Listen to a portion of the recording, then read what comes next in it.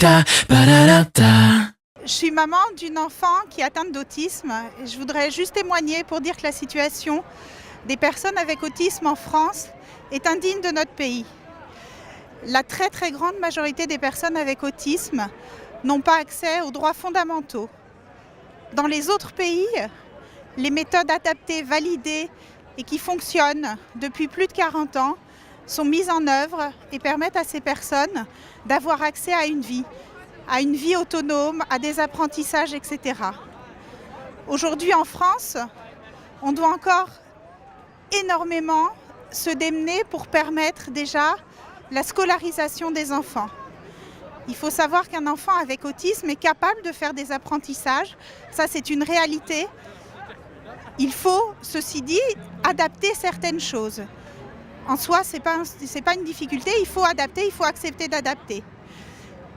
Et ensuite, pour la vie d'adulte, de la même façon, les personnes avec autisme, celles qui ont une prise en charge adaptée à ce dont elles ont besoin, peuvent avoir une vie autonome. Il faut savoir qu'aujourd'hui, pour un tas d'autres personnes, la camisole de force reste une chose assez courante. En ce sens-là, toutes ces choses-là sont indignes, vraiment.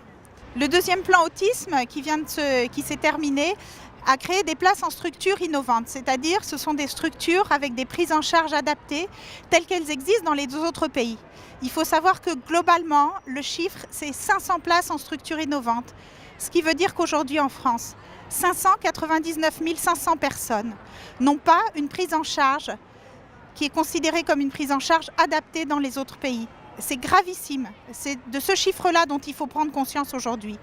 Et je pense que globalement, la société civile, nos amis, nos voisins, nos parents, etc., quand ils entendent ces choses-là, ils ne peuvent pas accepter qu'on vive dans une société comme ça, qui détruise des personnes du fait d'un handicap, du fait d'un fonctionnement différent du cerveau. Tout ça sont des choses connues aujourd'hui. La question de la scolarisation est une question extrêmement importante. Beaucoup d'enfants et de jeunes avec autisme n'ont pas accès à l'école. On dit aux parents, on explique que non, c'est pas possible. Pour prendre un exemple, pendant quelques temps, je disais à mes amis, c'est pas compliqué. C'est comme si on annonçait au mois d'avril que tous les enfants qui doivent rentrer en CE2, on est désolé, il n'y a pas de place pour eux, il n'y a pas d'enseignants. Donc soit ils vont en maternelle, soit ils vont sur les bancs de la fac à la Sorbonne, mais il n'y a pas d'enseignants spécialisés, il n'y a pas de la possibilité de les accueillir, sinon soit ils restent à la maison. Si ça se passait aujourd'hui, si quelqu'un entend ça, si on se représente ce que ça veut dire, tous les enfants de CE2 de l'année prochaine qui n'ont pas accès à l'école, vraiment personne ne peut accepter ça dans notre société. Or aujourd'hui, pour les parents d'enfants avec autisme, c'est sans arrêt, c'est chaque année. Et c'est insupportable. Les connaissances médicales permettent de savoir que l'autisme est un trouble neurodéveloppemental. C'est-à-dire ça affecte le cerveau, le développement du cerveau, qui est différent chez les personnes avec autisme de chez les personnes ordinaires. Je ne suis pas médecin, donc il se peut que je fasse un peu des approximations, mais globalement c'est ça.